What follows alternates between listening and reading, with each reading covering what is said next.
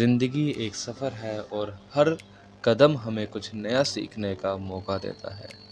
जी हाँ, मेरा यह सफ़र कुछ ऐसा ही है। दोस्तों, मैं हूँ आपका दीपांशु और आज हम चलेंगे विज्ञान के सफ़र पर। जी हाँ, सही समझे, मैं बात कर रहा हूँ साइंस म्यूज़ियम की, जहाँ विभिन्न विभिन्न प्रकार के आविष्कारों के बारे में हम जानेंगे।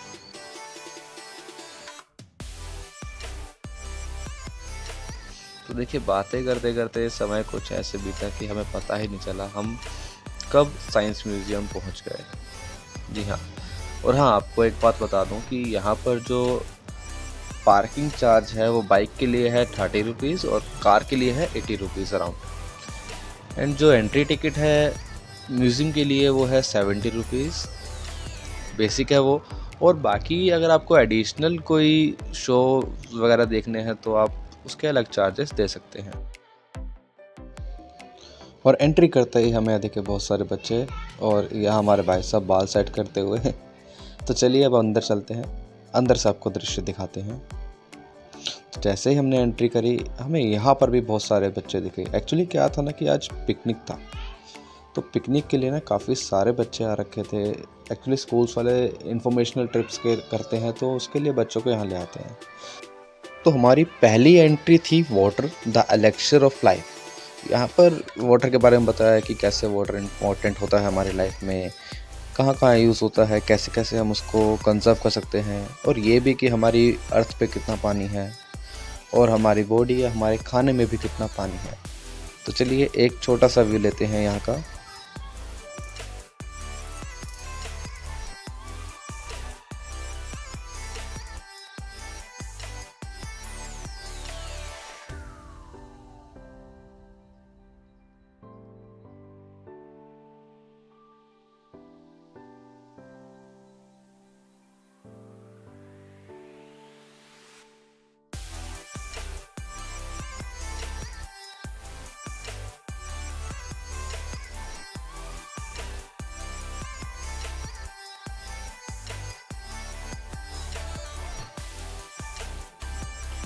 और घूमते घूमते मेरी नज़र पड़ी यहाँ पर एक बहुत ही अट्रैक्टिव चीज़ पे, जो खासकर दिल्ली वालों के लिए तो बहुत ख़ास होने वाली है। देखिए, यहाँ पर बता रखा है कि आपको दिल्ली में कहाँ कहाँ से पानी सप्लाई होता है, मतलब मेन चेन कहाँ है वाटर की। जैसे सोनिया विहार हो गया, जहाँ जहाँ से पानी आता है। तो यहाँ पर बेसिकली ये बटन्स दे रखे हैं, जैसे आप इनको प्रेस करेंगे ये आपको लोकेशन बताएंगे कि दिल्ली के कौन कौन सी जगह पर वाटर प्लांट सिचुएटेड है।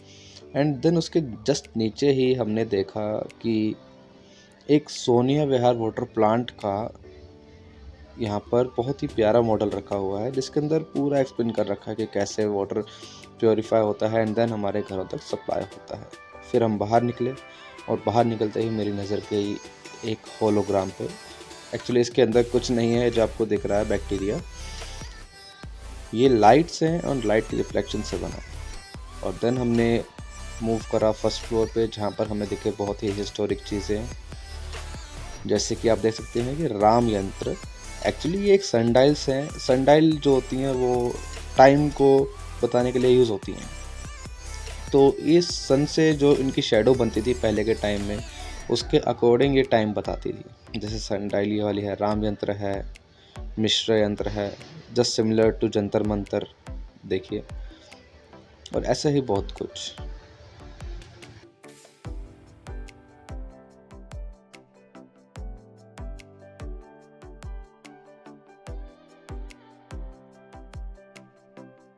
फिर हमारी नज़र गई एक बहुत ही अट्रैक्टिव स्ट्रक्चर पे, जिसे हम कहते हैं अशोका चक्र, जो कि हमारे तिरंगे में भी लगा हुआ है।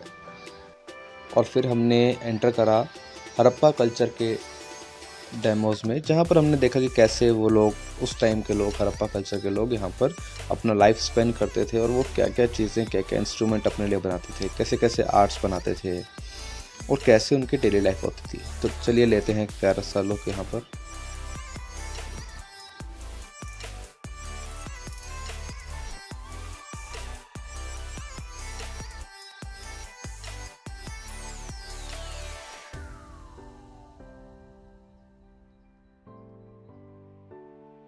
और यहाँ पर हड़प्पा कल्चर को हम टाटा बाय बाय बोलते हुए मूव करें वैदिक मैथ के सेक्शन में, जहाँ पर बहुत ही ज़्यादा अद्भुत चीज़ें थी। जैसे कि आप देख सकते हैं ये Brahma disc, Brahma's disc. Actually क्या था कि अर्थ के फॉर्मेशन के टाइम पे ब्रह्मा जी ने 64 डिस्क का यूज़ करा था, जो कि यहाँ पर बताई गई हैं, और उनके पीछे लॉजिक बताया है कि क्यों 64 डिस्क का यूज़ करा था। तो आप जब यहाँ आएंगे, यहाँ आके सब पढ़ सकते हैं। जैसे यहाँ पर साइड्स में इसके पोस्टर्स दे रखे हैं जिस पे सारी डिटेल लिखी है, हिंदी और इंग्लिश दोनों में ही। देन हमने आगे मूव करा और देखा कि कितने सारे इंडिया के रोल्स, मेजर रोल्स हैं आज की मॉडर्न मैथ्स में या साइंस में। जैसे आप देख सकते हैं न्यूमेरिक्स, यहाँ पर नंबर्स हैं, और साथ ही साथ ज़ीरो का इन्वेंशन। आपको सबको पता है कि ज़ीरो का इन्वेंशन आर्यभट्ट ने करा था, पर आपको ये नहीं पता कैसे करा था। तो यहाँ पर उसकी भी डिटेल दे रखी है। आप लोग आएँ और काफ़ी सारी नॉलेज है जो आप यहाँ पर ले सकते हैं। देन हमारी नज़र गई एक प्यारे से मॉडल पे जो था दिल्ली के आयरन पिलर का। बेसिकली क्या है, आयरन पिलर एक ऐसा पिलर है जिसको बनाया गया था बहुत पहले, लेकिन आज तक उसमें रस्टिंग नहीं हुई, जंग नहीं लगा। तो उस टाइम में टेक्नोलॉजीज ऐसी थी कि आज तक उसको जंग नहीं लगा। तो उसके बारे में डिटेल रखी है कि वो कब बना था और कैसे बनाया गया था। तो देखिए,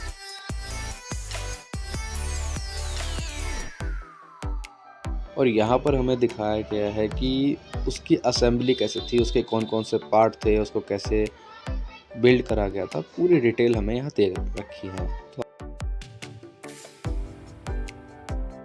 अब चलिए दृश्य लेते हैं वैदिक मैथ्स के एक सेक्शन का।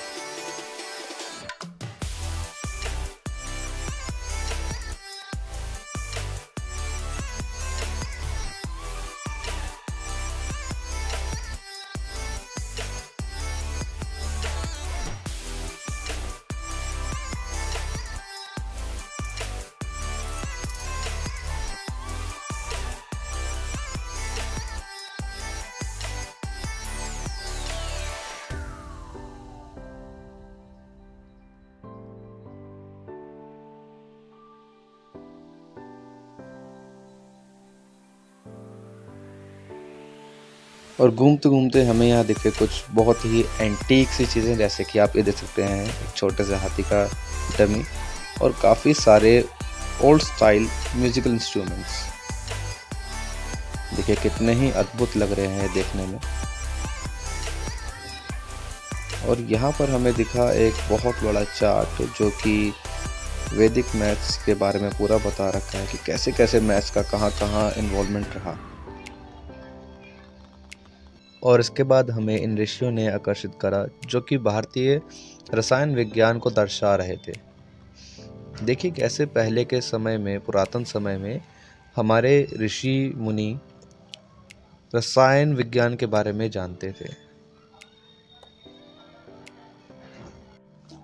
और फिर हमने प्रवेश करा the miracle of human life, जहां हमें बताया गया कि कैसे इंसानों का जन्म हुआ और कैसे वे इवॉल्व हुए। तो देखिए यहाँ पर बहुत ही इंटरेस्टिंग चीज़ें थी, जैसे एक स्केलेटन आप देख सकते हैं जो कि साइकिल पे बैठा हुआ है। एक्चुअली फ्रेमवर्क को दिखा रहा है कि हमारी बॉडी का फ्रेमवर्क क्या है। और यहाँ हमने देखे कुछ छोटे छोटे बच्चे जो अपनी टीचर्स के साथ बहुत ही मौज मस्ती कर रहे थे।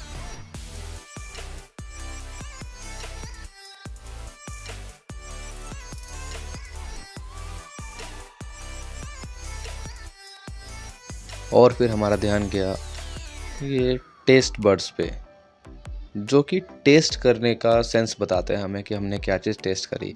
तो जैसे अगर हमने खट्टा टेस्ट करा तो वो सबसे ऊपर दिखाएगा टेस्ट, जीभ के ऊपर के हिस्से में। अगर हमने कड़वा टेस्ट करा तो वो साइड्स में दिखाएगा। वहीं अगर हमने क्या स्वीट टेस्ट करा, हाँ, तो वो हमें सबसे टिप पे, जो टंग की टिप होती है, उस जगह दिखाएगा। और वहीं अगर हमने सॉल्ट टेस्ट करा तो वो बीच में दिखाएगा।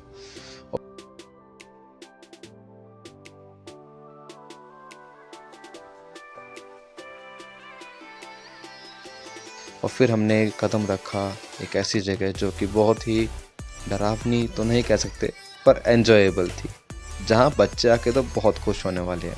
सही समझा आपने, ये है डायनासोर वर्ल्ड। यहाँ पर डिफरेंट डिफरेंट टाइप के क्रिएचर्स जो कि अब नहीं रहे इस पृथ्वी पर, उनके बारे में दिखाया गया है। तो चलिए एक दृश्य लेते हैं यहाँ का प्यारा सा।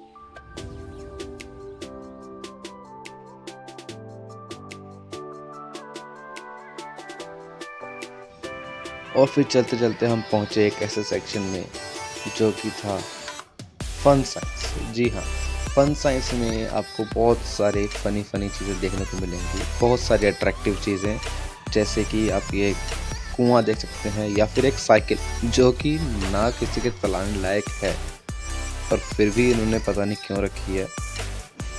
देखिए कैसी साइकिल है कि आगे का टायर इतना बड़ा है और पीछे वाला तो मतलब गायब ही कर दिया।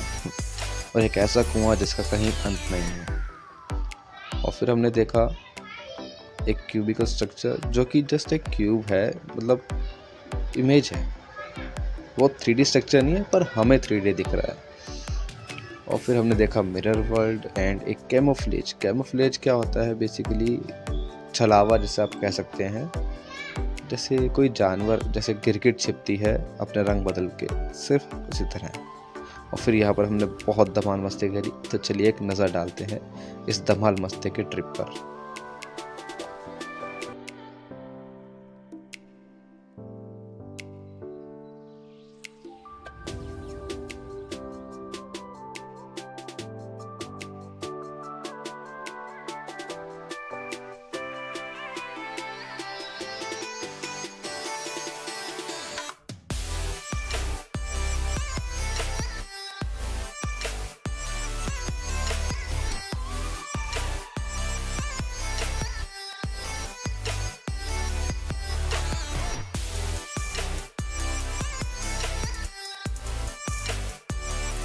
और धमाल मस्ती करते करते हम पहुंच गए मिरर वर्ल्ड, जहां पर चारों तरफ शीशे ही शीशे थे और हम तो टकराते टकराते ही थक गए क्योंकि कुछ समझ ही नहीं।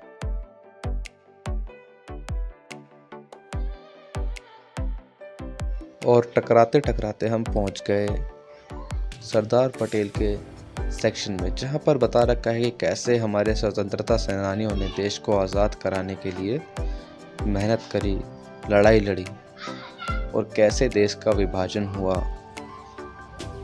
और विभाजन के समय पर क्या क्या गतिविधि हुई। यहाँ पर आपको वह सब जानने को मिल जाएगा। तो चलिए नज़र डालते हैं इस सेक्शन पे एक बार।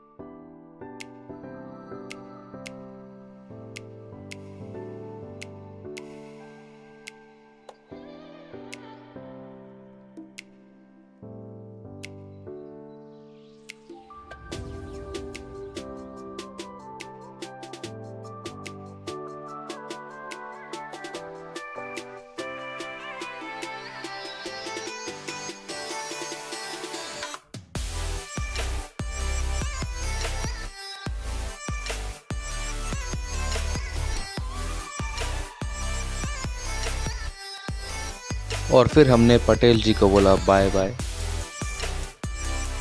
एंड हम आ गए एग्जिट पे, जहाँ पर मैंने देखी एक SRV। एक्चुअली मुझे नहीं पता था कि ये यहाँ पर इंस्टॉल हुई। कोई बात नहीं, नेक्स्ट टाइम मैं ज़रूर जाऊँ। देन जैसे ही हम बाहर निकले, हमने देखा एक प्यारा सा ग्लोब जो कि पानी के ऊपर घूम रहा था, और ये बहुत ही अच्छा लग रहा था देखने के लिए। तो चलिए दोस्तों, जैसे बच्चे साइंस म्यूजियम को बाय बाय बोल रहे हैं, हम भी बोलते हैं बाय बाय, और मिलते हैं हमारे नेक्स्ट व्लॉग में।